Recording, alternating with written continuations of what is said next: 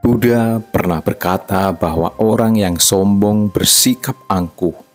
Lihatlah, orang seperti ini juga sangat banyak. Mereka menganggap diri mereka berpendidikan tinggi dan lebih hebat dari orang lain. Orang seperti ini hanya tertarik pada pengetahuan atau wawasan umum belaka. Mereka hanya tahu istilah dan kulit luarnya saja. Namun, tahu saja tidak ada gunanya jika tidak dapat menerapkannya di tengah masyarakat untuk memberi manfaat yang lebih banyak bagi orang lain. Itu hanya pengetahuan belaka. Mereka tahu mengenai banyak hal dan bisa mengajari orang lain. Tetapi saat diminta untuk mempraktikkannya, mereka tidak bisa. Mereka tidak dapat menyatu dengan orang banyak. Ini juga berujung pada banyaknya kerisauan. Ini juga merupakan penderitaan. Nanda yang membuang kesombongan. Nanda adalah adik dari Sang Buddha. Berkat dorongan dari Buddha, dia masuk ke dalam sangga, tetapi tekadnya tidak teguh. Nafsu keinginannya masih banyak. Terlebih lagi, dia juga angkuh dan sombong. Dia sangat menginginkan kenikmatan hidup berkeluarga. Dalam kehidupan sehari-hari, dia juga suka memamerkan statusnya kepada orang lain. Suatu ketika saat mengumpulkan persembahan makanan, dia menghampiri rumah keluarga bangsawan.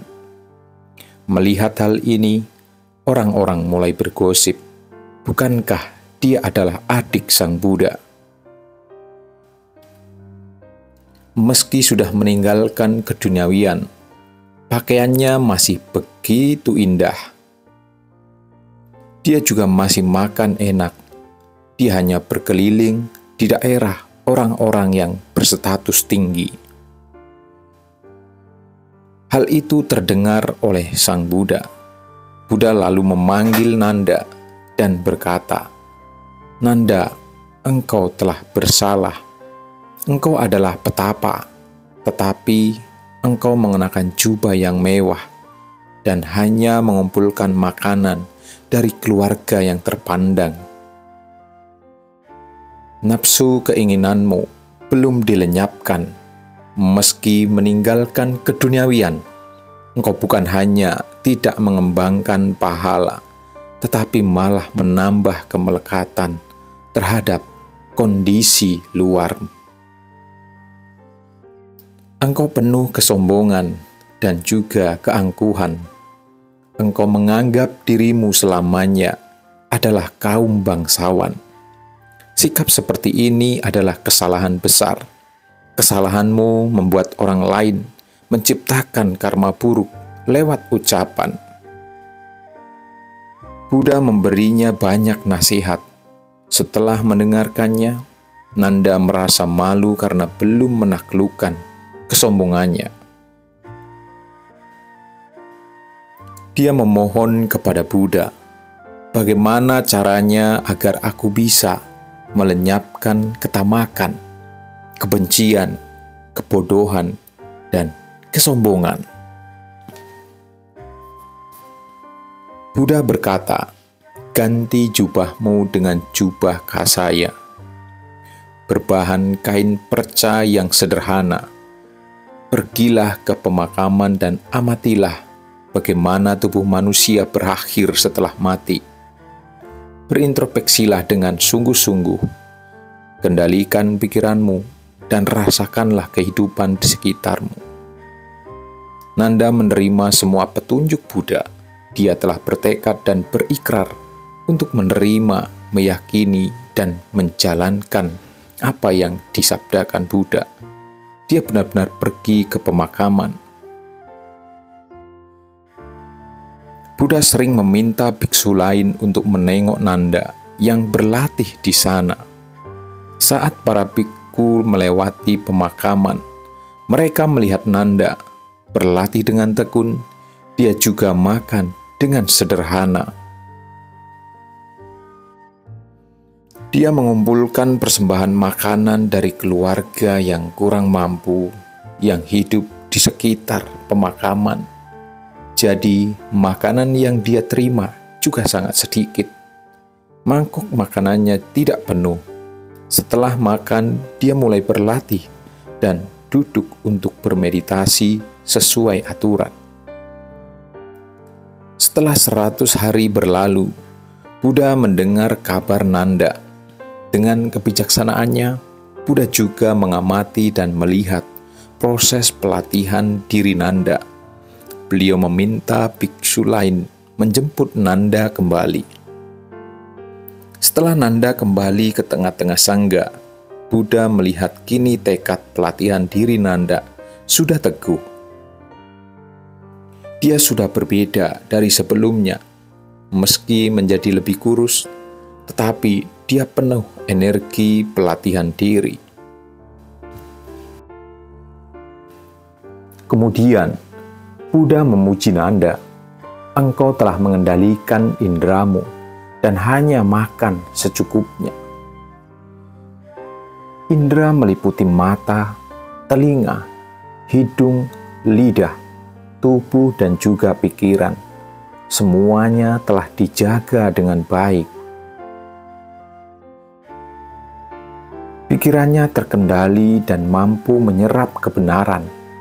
Nanda berlatih dengan tekun dan bersemangat sepanjang hari, tanpa membiarkan waktu tersia-siakan sedikit pun. Saat beristirahat pada malam hari, baik sebelum, saat, ataupun setelah tengah malam, pikirannya tetap terkendali dan tidak kacau. Nanda tetap tekun dan giat, batinnya juga sangat bebas. Pada waktu sebelum, saat, atau setelah tengah malam, serta pada waktu menjelang matahari terbit, pikiran Nanda tetap terjaga dan teguh. Inilah pikiran yang amat menakjubkan. Buddha juga mengatakan bahwa Nanda adalah orang yang bijaksana. Dia telah mengetahui dengan baik esensi dan karakteristik pikirannya sendiri. Dia memahami timbul dan tenggelamnya pikiran. Kita makhluk awam seringkali tidak dapat mengendalikan pikiran yang terus bergejolak. Namun, Nanda sudah mampu memahami esensi dan karakteristik pikiran. Dia telah mampu mengendalikan pikirannya. Dia memahami cara kerja pikiran. Dia memahami sifat, ciri, dan fungsi pikiran. Dia memahami kondisi, perwujudan, dan fungsi dari pikiran itu sendiri. Dengan memahami esensi dan karakteristik pikiran, dia mampu memahami kebenaran. Karena itu, Buddha berkata, "Aku sangat bergembira."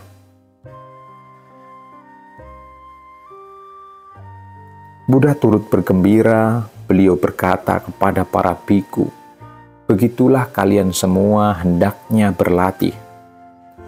Buddha meminta mereka meneladani Bhikkhu Nanda. Meski dahulu Nanda hidup dalam kesesatan, kerap memanjakan diri dan penuh kesombongan, tetapi dia telah menerima nasihat Buddha dan berlatih dengan sepenuh hati.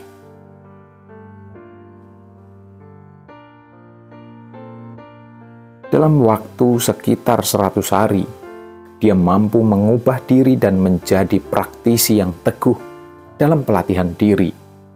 Buddha meminta semua orang untuk belajar dari diri Nanda.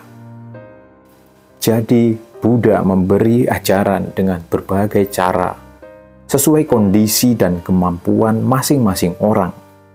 Kita hendaknya segera menerima ajaran ini. Terima kasih. Semoga renungan ini bermanfaat bagi saudara-saudari sekalian. Semoga semua makhluk hidup berbahagia